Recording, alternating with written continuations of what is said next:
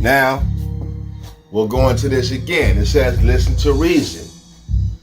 Reader and listener to the reader of this message. Okay? Now, I can be trivial, right?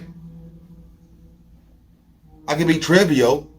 Afroo Oonoo calls himself a messenger,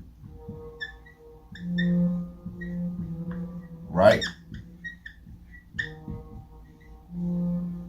And who was the messenger of the gods?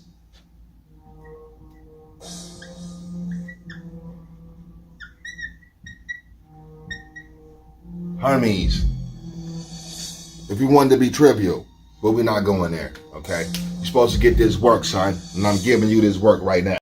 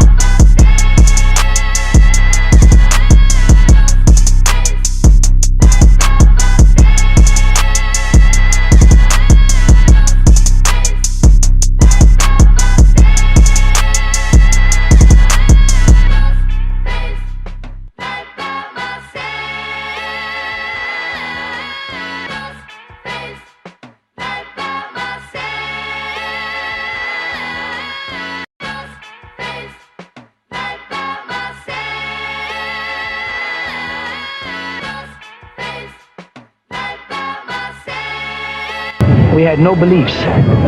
Right now you live in beliefs. You want to believe things. Belief is ignorance. Right knowledge is to know. You understand that? Belief is ignorance because belief is the acceptance of things that you do not know. As a Elohim, or as it says in the book of Genesis, that he said, now the man has become like us. He knows good from evil. That's the first thing that it said that man knew. Good from evil. This is the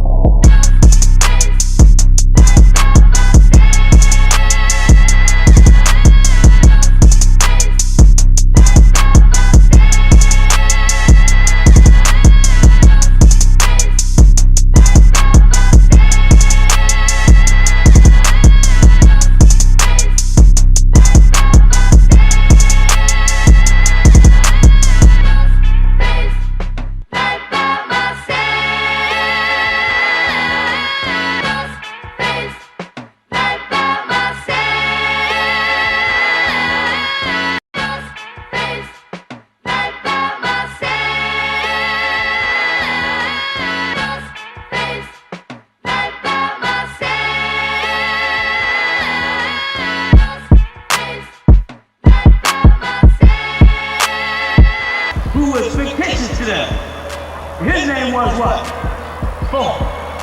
Tahuti, who they call Hermes. They didn't mind borrowing Hermes and set up the Hermetic school of thought, the foundation of Freemasonry. You hear me? And they describe him as a bird, an ibis bird with a long beak. And they call him the scribe, who stood there when Oonoo shaped each body out of clay on a wheel and gave that body a name and gave that body a ka and a ba, a soul and a spirit. And he recorded it. They call him the master alchemist. They call him the secret bearer. Then we get to the Bible, the Torah, and we find that God was supposed to have written the law, the Torah, with his finger on the stones of tablets for Moses. And we get the beak of the bird of Tahuti while he stands there proudly with a quill and a paper. And we find out that when we read the story of Osiris and Isis, that this Tahuti was there, that Thoth was there, as he's called, that Hermes was there, that this wise being of wisdom who kept the records of who was born was there. While Oonoo did what? Shaped the body from the clay. Then we go to the Bible and the Quran and we read, and God shaped man from the clay or the dust of the earth and breathed into man the breath of life, and man became a living, the ka and the bazi again, and the shaping of the body. And it predates the Bible because it's in ancient Egyptian writings that Oonoo has a wheel and he takes the clay and he shapes the body and he makes a duplicate of the body called the ka and then gives it a soul. And Tahuti advised him as how to do it and named each creature as they came into the world. Now we go back over to the Isis, Osiris, and Horus story, and we find that Tahuti is there, giving ISIS advice on how to find the parts of the body of Osiris. And they found all the parts of the body except what in Egypt was called the Ba. This is B-A-H Ba, not B-A Ba. The Ba, which is the penis. And Tahuti had to make something for her to use for the process of reproduction. Tahuti's an alchemist. Alchemist. Kemet. Al-Kemet. The Semitic way of saying the Hamites. The Hamites. People of Ham. Well, in Hebrew, Ham or Ham just happens to mean black or burnt black. And he's called the alchemist. And Ham happens to be the father of Canaan. And Canaan happens to be the father of the white race through a curse, which they tried to lay on us because they said, well, blacks came from the curse of Ham. And it worked for years because the Caucasian was too stupid to read the Bible. He took the dumb preacher who just said the curse of Ham. And if you look in the Bible, in Genesis, it says the curse is not on Ham, the curse is on Ham's son, Canaan. How did they manage to spend that many years without opening up the Bible and saying, well, do you mean the curse is on Canaan or do you mean Ham? They had to use Ham because Ham meant black. And it wouldn't work on Canaan because Canaan means lowlander or low character. It wouldn't work. The whole racist trip wouldn't work the other way around because it didn't apply. So they altered words from their places. Or as they say, some of those who are Jebusites altered words from their places. And they say this when it should be this. Let's get back to the science. Now, the Houthi is there to guide ISIS in the reproduction or the birth process of a son after he's already dead. Tahuti is the head of the mystical order and the priest, the Wab, as they call him. He's also an alchemist, a chemist. He took the seed from the cells of Osiris and he implanted Isis, and she did what? Became a surrogate mother.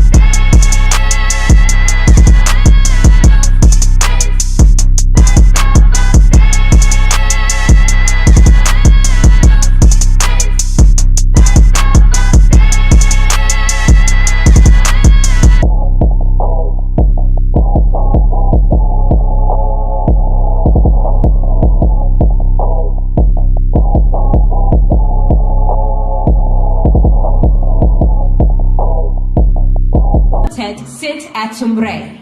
I am a student teacher of the master teacher, Pamanzal Nizdar Amun Nabab Re Ahpata, Hu Kawan Harar. He is free.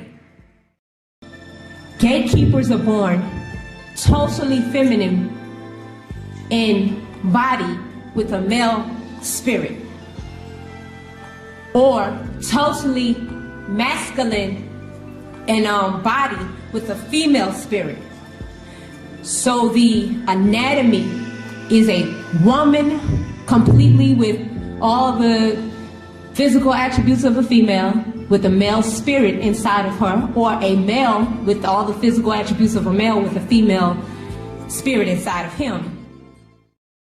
Many oversexed persons are mistaken for gatekeepers and are called gays, and other terms which also helped birth homophobia, and misuse the term homosexuality. The word homo is from homogeneous, which means the same nature. That would mean two males of the same nature, the exact same in nature. Nature means the qualities of anything, life, force, disposition. That would give the meaning of two males who think and act as well as feel the same in all ways, including sexuality. So in fact, homosexual would be two heterosexual males or straight males, and as soon as they have any form of sexual contact, they become not homosexuals, but hormone sexuals. And what this means is, hey, nigga, you gay. You gay. Y'all niggas are gay. Nigga, you gay. That's gay. When you have two males that are together that still dress like men, not a male that wants to be a female or transgend into a female, and then a male with that person. This means two men who still want to wear pants, who don't want to wear makeup, who are still men who get together. They are what you call hormone sexuals. Not to be mistaken for somebody who wants to wear, or even females. If you have two females that look like females, then that would be considered of the same nature, think the same, act the same, feel the same way in both nature and sexuality. So they would be called hormone sexuals. The reason why is because as soon as they have any form of sexual contact, they become hormone sexual because they're experiencing a mental change caused by a hormone change, which will affect their lives. So once they get and mix their fluids genetically, it changes the way they think because their hormones are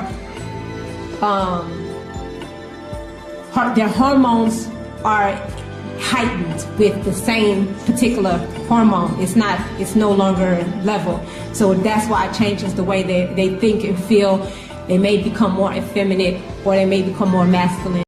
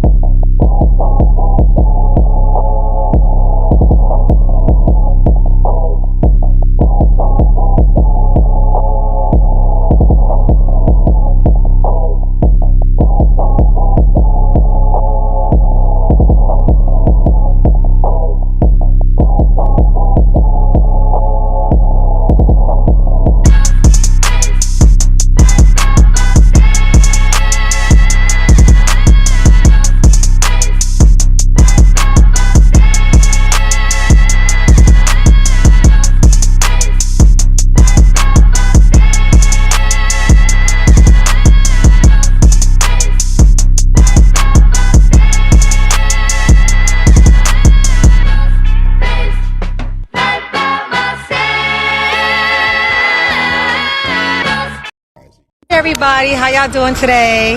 Welcome to my live. So I'm here with my homeboy Tumamoon. I'm in my neighborhood with my Nuwapian friend and Rahubat. Hello.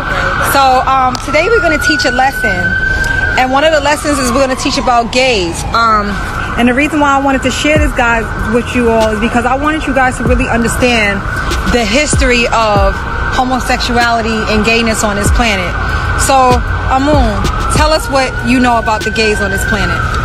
Right now, this is a hot topic. It's very prevalent that we know what we're talking about when we talk about homosexuality. We're not talking about the religious homosexuality that you see with the Bible, the misinterpretation of Sodom and Gomorrah, but more so if you go to Africa, androgynous beings or neutersexual beings were at the forefront of creation when it came to the African mysteries or the African ancient text. When you go into ancient Egypt, these were, for lack of a better word, these were the precursors of our race, essentially. Like, so they were the first people here, right? The first beings, neutered. And they were both. So in our language, Sabbatic, we say muknash tatu for a male hemorphodite, and muknash for a male hemorphodite. So it's two, not necessarily, you have one aspect where they have a phallus, a penis, and a vagina as well. Mm-hmm. These beings, that's like a more so of a deformity. What we're talking about is a spiritual aspect.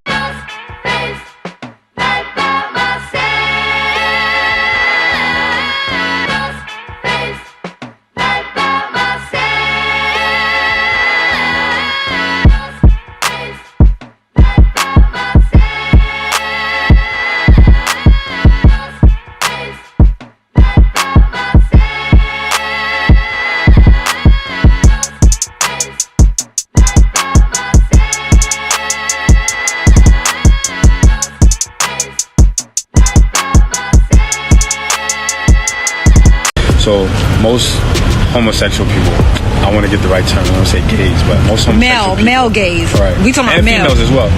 But who was the first beings here? Male gays? The females? Of course, okay, but they were gay first. How do... 10. Hermes. Hermes was one of the Olympian gods and lent his name to many different aspects of life. The son of Zeus and Maia, he was able to move freely between the mortal and divine realms, and as such was tasked with being a messenger for the gods and personal herald of Zeus. In classical mythology, Hermes was said to have shared homosexual love affairs with both Perseus and Daphnis.